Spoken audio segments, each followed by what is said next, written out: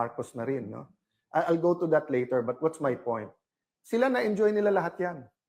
Ako, the day na tinanggap ko at sinabi ko sa mga kasamahan ko, I'm up to the challenge. Kasi nung sinabi sa akin ni Senator Loren, ikaw na, Alan, kumilos na tayo.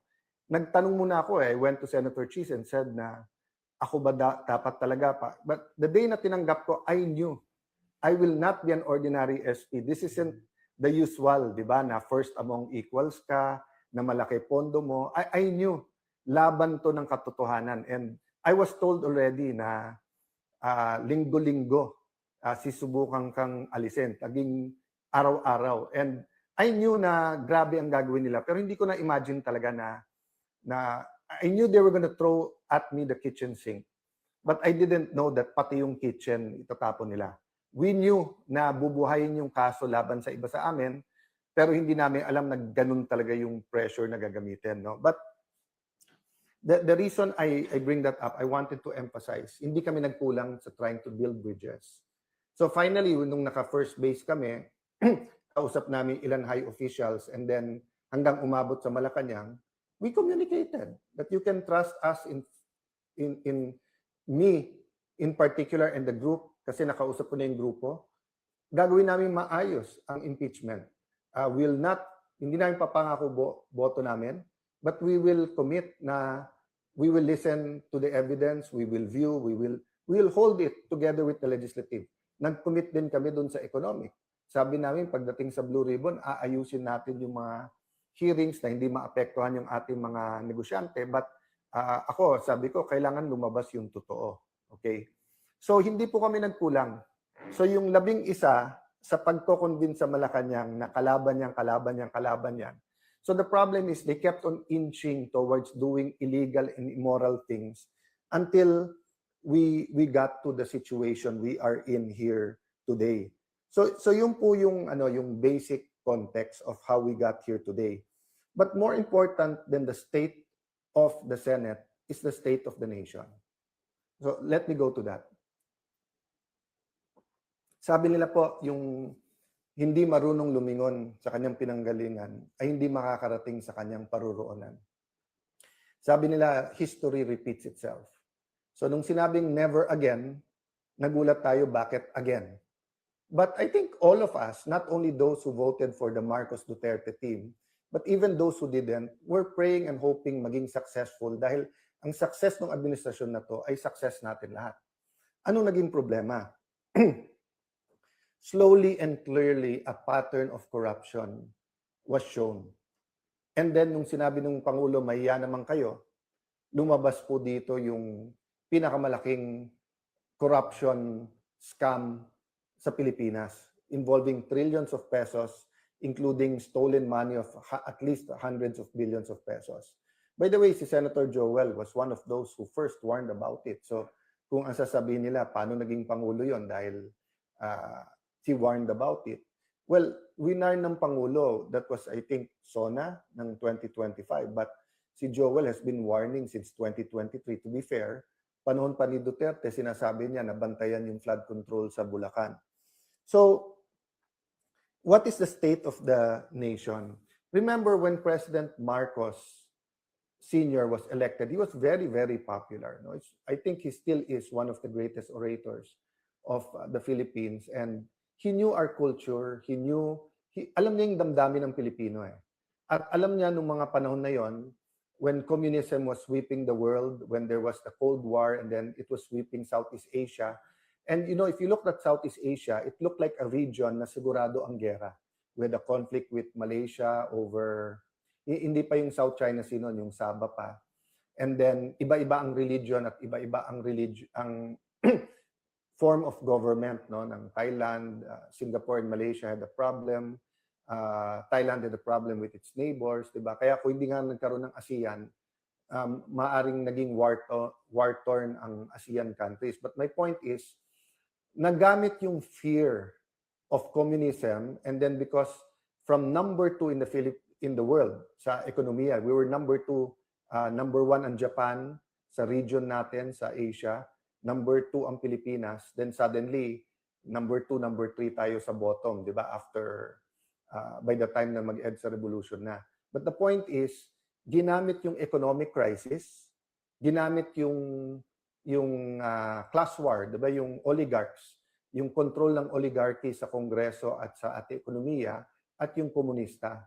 So it was such a big fear that many accepted martial law, 'di ba? And that's how we lost our democracy. So by the time na we regained it in 1986, an Aquino had to give his life, and then there was a need of the people to march on EDSA in the EDSA revolution. So fast forward, EDSA 1, EDSA 2, EDSA 3, iba-ibang stories, but we continued to fight corruption, and there were different kinds of abuses. But what's happening now? Basically, what's happening now is for the fear that magkaroon ulit ng Duterte administration, kampi na lang tayo lahat sa Malacanang. Diba? That's why sabi ko, meron tayong Marcos pa rin. These are the loyalists from the start. And of course, the Dutertes and Marcos ran together in 2022. But you've always had those who continued the legacy of President Cory Aquino and one of our country's heroes, Senator Benigno Aquino. Yung, whether you call them Dilaw, whether you call them yung halo-halo, yung Laban, PDP Laban,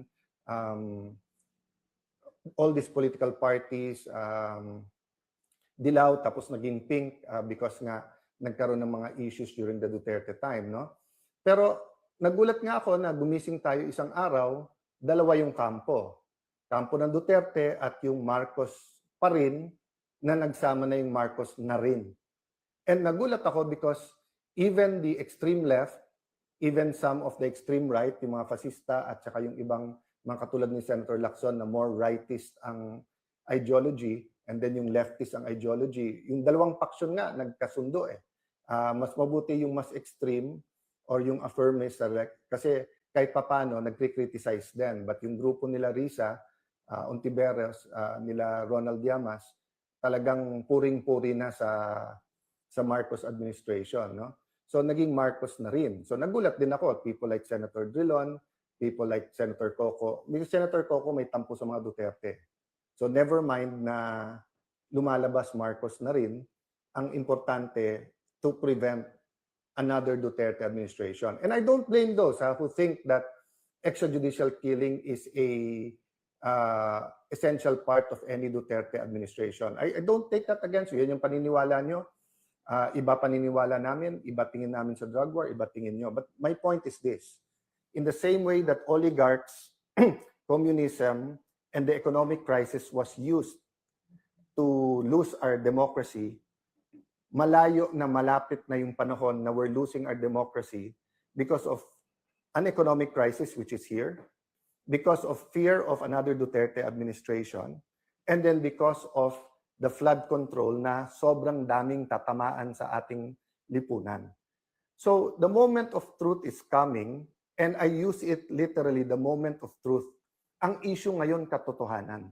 Democracy is also an issue, but the issue is truth. Do you want a Senate that will cover up the truth? So pinipilit ni Senator Erwin Tulfo na mag-hearing sa Monday, even if we know that yung na bogus, peke, hindi totoo yung kanilang session, so hindi rin totoo na acting Senate President si Win Gatchalian at hindi rin siya totoong chairman ng Blue Ribbon Committee. Sabi sa akin ng media nung Thursday, Sir, anong ebidensya mo na ang Malacanang ay involved? Well, aside from sino pa ba pwede magpadala ng NBI ng 2 araw kung hindi Malacanang? Yung saan ba nag-meeting yung 11, hindi ba sa Malacanang din? But pangatlo, anong sabi nilang ebidensya? Ano sabi ni, di ba ang isda sa bibig talaga nahuhuli?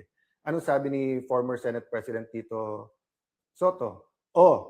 Ang naniniwala na kami ang majority at si Senator Win ang acting Senate President ay Malacanang House of Representatives. Ikaw na nagsabi, Malacanang, kasama sa plano eh. Yun din ang sinabi ni Senator Win. Para walang gulo sa bangko, sa mga empleyado, tanong natin sa civil service. So, yun po ang sinasabi kong, guys, kung mahal nyo si Senator Win, huwag nyo sirain yung kanyang future. Saan ka nakakita ng Senate President, unang gagawin, imbitahin yung SILG, yung Secretary of Interior and Local Government para ayusin yung peace and order sa Senate. May sarili tayong USAA, may contingent tayo ng Marines PNP, may PNP sa labas. Pag kulang yon, you can request the PNP. Hindi mo pinapapunta yung SILG mismo. Ngayon naman, ang magde-decide kung sinong Senate President, hindi rules natin, hindi konstitusyon natin, civil service. Sino ba nag-appoint ng Civil Service Commission? Malacanang din, di ba? So, napakahirap po. But I'll offer you a solution, Senator Win. Mag-meeting tayo, may naiisip akong solusyon. Mahirap umanap tayo ng solusyon kung sino ang tunay na Senate President kasi yung 3 libro na hawak ko ay nagsasabing yung legitimate Senate President, yung nahalal nung 13. No? By the way, guys, let me go to that muna na mabilis. Ito. Sabi po sa Philippine Constitution, hindi lang to sa rules, sa Philippine Constitution, nakalagay po dito, the Senate shall elect its President and the House of Representatives its Speaker by a majority vote of all its members. Of all its members. Iba po yon sa sinasabi dito, a majority of each House shall constitute a quorum to do business, but a smaller number may adjourn from day to day. So yung a majority of each House and a majority of all its members, magkaiba yon. At sinasabi din dito po na meron po kasi dito yung about each house being able to pass its own rules, no?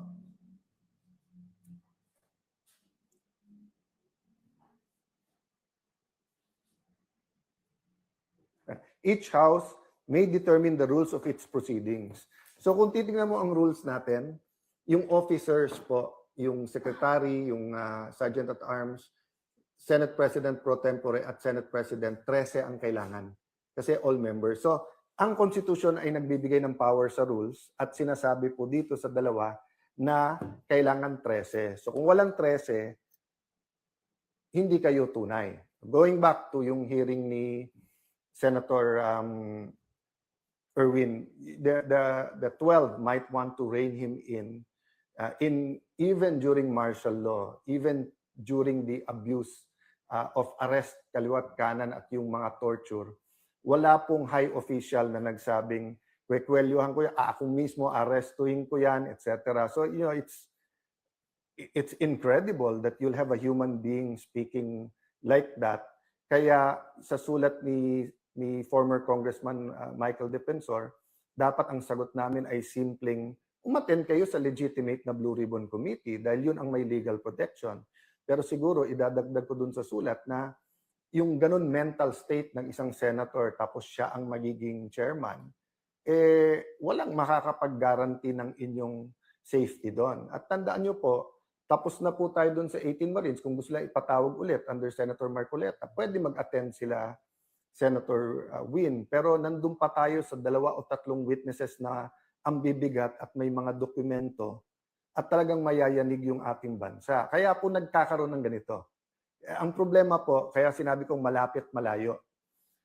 Every time that the truth is about to come out, wini-weaken yung institutions. Winiken po ang House of Representatives, winiken po ang Senate.